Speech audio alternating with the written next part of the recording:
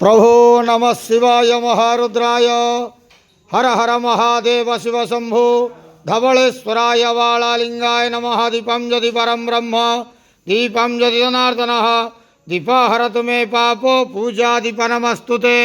धवलेश्वराय वालालिंगाय नमो नमः। संसार सुखी रखंतु।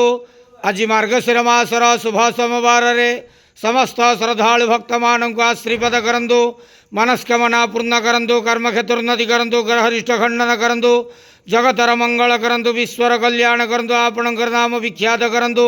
सेवकर डाक श्रवण करंतु। समस्त गुआवसा भक्त मानकर मनस्कामना पूर्ण करंतु।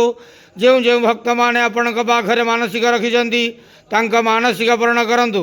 धवलेश्वराय वालालिंगाय नमो नमः।